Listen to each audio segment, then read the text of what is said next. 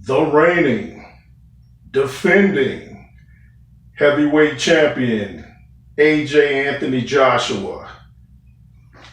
Pow! Y'all see them uppercuts? Vicious. I predicted on, I believe, Andrew Tucker's boxing channel. I put in one of the comments, I said, I believe Pulev is going to get Nate Robinson. And early on, it looked like that's what was going to happen. I was surprised he made it that long. He made it 9 rounds, but man, Pulev is a tough guy, also a dirty fighter. Kept doing the rabbit punches behind the head. I'm like, come on, bro. The referee kept warning him. I'm like, after a while, you got to take a point. You can't just keep warning him, or he'll keep doing it. But Joshua started punching him back after a while, showing him like, hey, you can do it, I can do it too. But Joshua was beating him from pillar to post. I mean, he hit him with one of those rights, I believe, and dude turned his back. was in the corner, reminded me of that Martin episode where Martin's getting beat up by where Thomas Hearns his head through the ropes, but he spun completely around, and his legs looked like they didn't come back till a couple more rounds.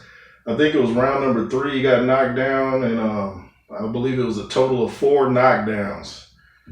And Joshua just beat this dude from pillar to post, and they had some words exchanged after the fight. I was hoping somebody would ask him, like, what were you guys talking about? But nobody ever said. But great fight. Anthony Joshua was definitely back, and his jab, I mean, I think what set up the knockout, I mean, he gave him one of those reminded me of Lennox Lewis against Justin Fortune, where he gave him 3 consecutive uppercuts and knocked down Justin Fortune and stopped the fight. But it reminded me of Tyson too, the way he came up with it, and that was it. I could tell how Pulev's leg did a little dance. I was like, oh, that's it.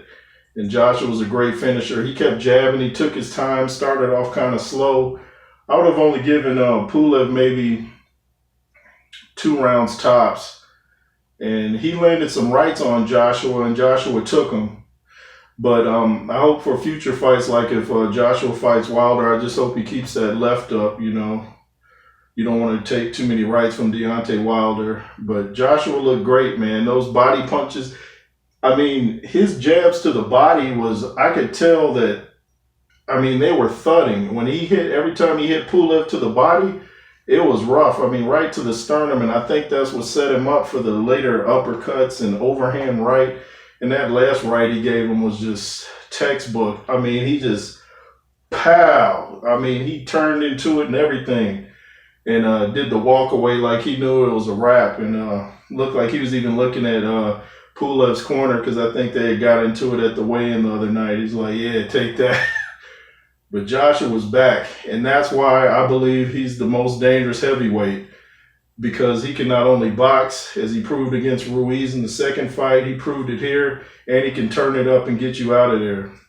He could have finished Pulev a lot earlier, but I guess he thought he had to soften him up some more. He didn't want to take any chances, and some of the DAZN announcers were like, yeah, he looked, I don't know if he's scarred from the first Ruiz fight because he was hesitant. No, that's called learning. He learned in the first fight, if you go in too quick, like he did with Ruiz, you can get caught. So he took his time and was calculated. That's called learning. Learning. There was no fear. There was no scars. It's called learning. And he knocked Pulev out, who's considered one of the top heavyweights. And I told you he was going to do that because he was getting Anthony Joshua mad at the weigh-in the other night, running his mouth. Joshua told him to be humble. And seemed like, too, he hurried up out of the arena after the fight, Pulev. I didn't see him do an interview or anything like that. And Joshua was saying at the end that he whoever the crowd wanted, he's like, ask them who they want me to fight. You know, I'll fight whoever.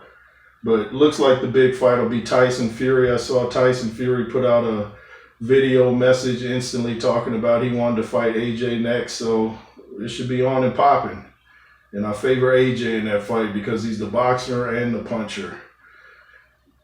See, what Fury did against Wilder, he knew he could overwhelm him with his weight and by backing him up. I don't think he'll be able to do that with a bigger muscular guy like Joshua, I don't think he'll be able to back him up so successfully.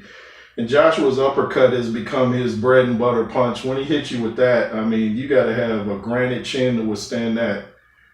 Great fight. Really enjoyed it. Went 9 rounds. I believe Joshua said he would knock Pulev out in between 7 and 9 rounds. He did it. And great fighter. Came in great shape. Pulev, like I said, the rabbit punches were out of hand. And he started running his mouth and smiling in the ring. I said, okay, he's going to bring out the street side of Joshua when Joshua starts sticking out his tongue and stuff like that. And Joshua and him were talking back and forth in the middle of the fight, and he just didn't know what to do with Anthony. He couldn't reach him, and it looked like a bigger height difference. They say Joshua was 6'6". They had Pulev listed as 6'4". Looked more like he was about 6'2.5" next to Joshua, to be honest, or maybe even 6'3". I don't know, but great fight. I liked Pulev's music that he came into. I don't know what it was. It sounded nice. They're saying something crazy in it. I don't know, it was foreign, but I like the sound of it. It was something crazy. I ain't down with that. But Joshua came out, sounded like a couple different songs, and then came into a song from Rocky IV. Was it Hearts on Fire or something? Can't remember. But it's a song my son likes to play from Rocky IV. Oh yeah, director's cut coming soon. Hopefully by a couple weeks anyway. He came into the Rocky IV soundtrack, and I said, okay, so he's going in probably feeling like Ivan Drago. And I was saying, I hope he doesn't do him like Apollo Creed. I want to see a knockout, but I don't want to see an extreme one. But like I said, I did predict on Andrew Tucker's World. Shout out to Andrew Tucker. Shout out to Boxing Wave. Mr. Boxing Today, too, Counterpunch Boxing News, Showbiz the Adult. I watch all you guys. You guys are doing a great job. And great night of boxing. It's been a big year for boxing. And yeah, I think Joshua is sitting at the top right now.